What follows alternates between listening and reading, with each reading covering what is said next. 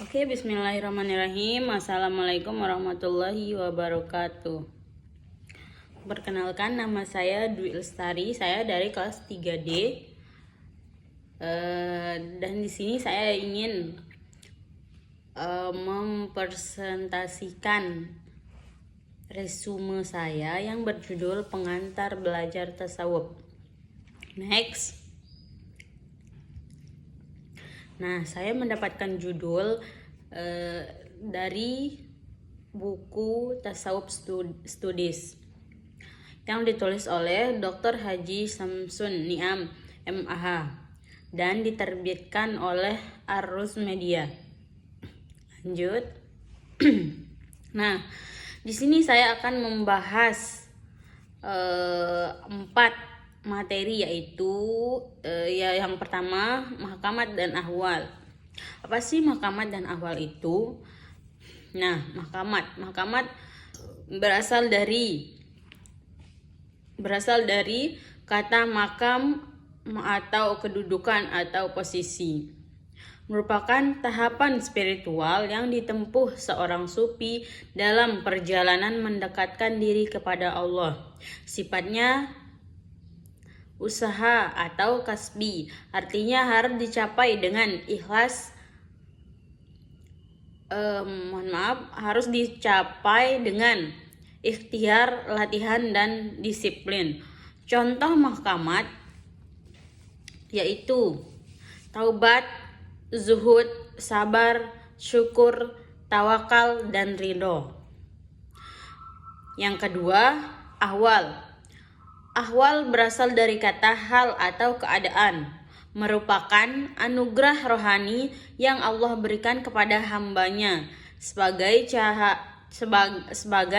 cahaya dalam perjalanan spiritual. Sifatnya pemberian atau wahbi, artinya tidak bisa dicapai dengan usaha, melainkan karunia langsung dari Allah. Contoh awal yaitu khauf atau takut, raja atau harap, mahabbah atau cinta, syayuk atau rindu, uns atau kedekatan, yang terakhir tumakninah atau ketenangan. Lanjut ke materi yang kedua, yaitu sufisme dalam lintasan sejarah Nusantara.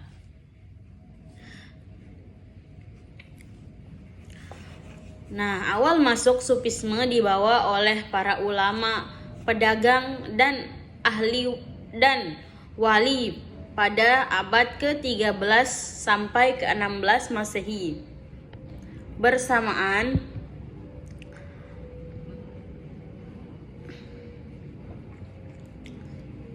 Bersamaan dengan penyebaran Islam, jalur utamanya melalui Gujarat, Persia dan Arab.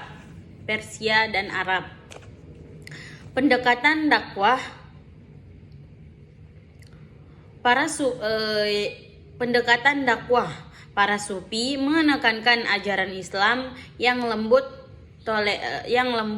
toleran, penuh hikmah, serta mudah diterima masyarakat yang sebelumnya dipengaruhi Hindu, Buddha, dan tradisi lokal.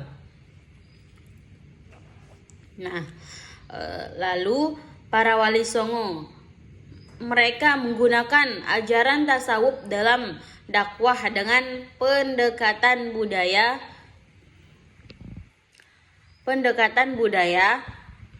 seperti wayang, gamelan, seni, dan tradisi lokal, sehingga Islam cepat diterima oleh masyarakat. Lalu perkembangan tarekat.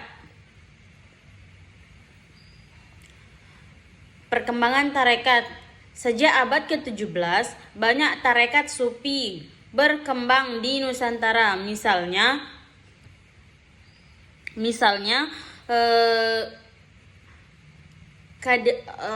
Qadariyah, Naqsyabandiyah, Syatadriyah, dan Samaniyah. Nah, tarekat ini tidak hanya berfungsi spiritual, tetapi juga sosial, politik. Contohnya, perlawanan tarekat terhadap penjahat. Nah, lalu warisan. Sufisme menawarkan praktik keagamaan di Nusantara dalam bentuk tradisi zikir, wirid, tahlil, haul, hingga amalan tarekat yang masih bertahap sampai sekarang. Singkatnya, Sufisme berperan besar dalam proses Islamisasi, pembentukan budaya keagamaan, dan perjuangan sosial politik di Nusantara. Begitu ya singkatnya penjelasan tentang Sufisme dalam Islam, dalam lintasan sejarah Nusantara. Lalu kita lanjut ke materi yang ketiga, yaitu para wali songo dalam mentransfer tasawuf di Nusantara. Yang pertama, pendekatan dakwah.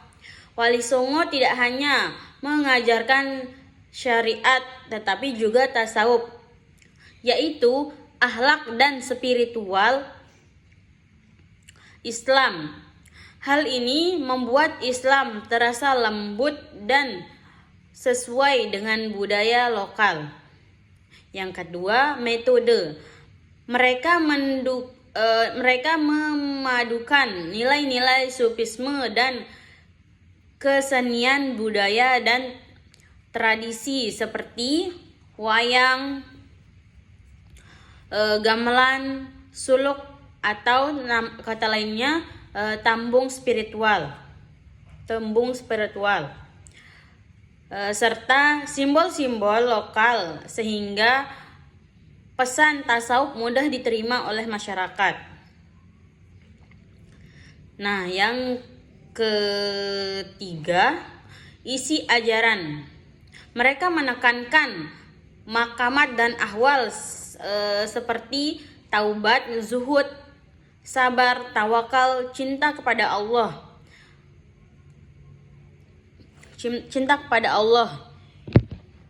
serta akhlak mulia dalam kehidupan sehari-hari.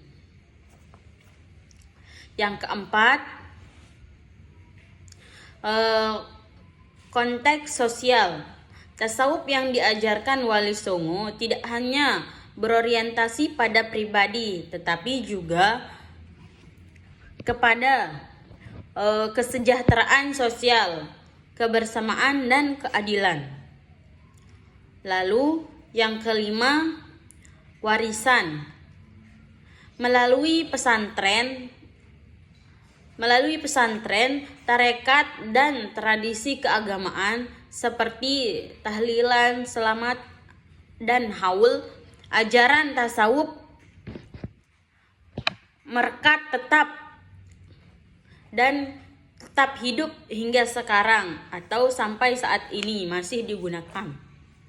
Jadi Wali Songo berhasil mentransfer tasawuf ke masyarakat Nusantara dengan pendekatan kultural dan sosial sehingga Islam dapat diterima secara damai dan mendalam. Oke, gitu ya. Lanjut ke materi yang keempat, yaitu Sufisme dan tanggung jawab sosial. Hakikat Sufisme tidak hanya menekankan hubungan pribadi dengan Allah, atau kata lainnya ialah hablum minallah, tetapi juga hubungan dengan sesama manusia, yaitu hablum minannas. Para sufi meyakini bahwa kedekatan dengan Allah harus diterima dalam akhlak sosial, kasih sayang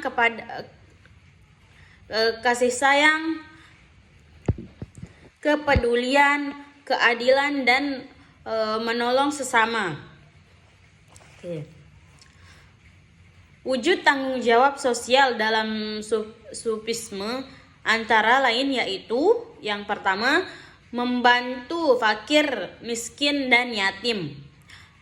Yang kedua, menjaga keadilan sosial. Yang ketiga, mengajarkan toleransi dan kedamaian. Yang keempat, melawan penindas dan ketidakadilan seperti peran tarekat dalam melawan terhadap penjajah di Nusantara.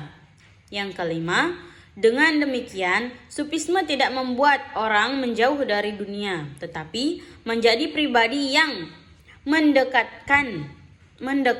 kepada Allah sekaligus bermanfaat bagi masyarakat. Nah, singkatnya, sufisme spiritual dan tanggung jawab sosial agar tercapai keseimbangan hidup dunia dan akhiratnya.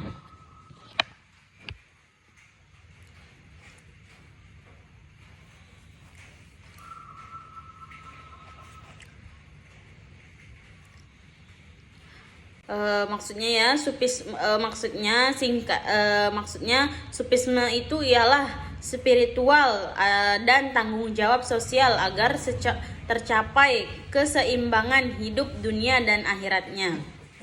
Oke, lanjut. Kita sudah membahas keempat materi tadi ya. Nah, sekarang kita beralih ke kesimpulan. Sufisme dalam Islam menekankan perjalanan spiritual melalui maqamat atau tahapan usaha dan ahwal atau karunia Allah di Nusantara. Sufisme menjadi sarana utama penyebaran Islam karena diajarkan dengan pendekatan budaya dan kearifan lokal, khususnya oleh para wali songo. Mereka berhasil mentransfer nilai-nilai tasawuf melalui seni, tradisi, dan pesantren sehingga Islam mudah diterima masyarakat. Selain itu, sufisme tidak hanya menumbuhkan kedekatan dengan Allah, tetapi juga menuntut tanggung jawab sosial berupa kepedulian, keadilan, dan kebermanfaatan bagi masyarakat, kebermanfaatan bagi sesama. Dengan demikian, sufisme menjadi pondasi penting dalam pembentukan akhlak, budaya, dan kehidupan sosial umat Islam di Nusantara. Baiklah, mungkin hanya ini dari saya ya. Jikalau ada kesalahan, saya mohon maaf. Sekian dari saya. Wassalamualaikum warahmatullahi wabarakatuh.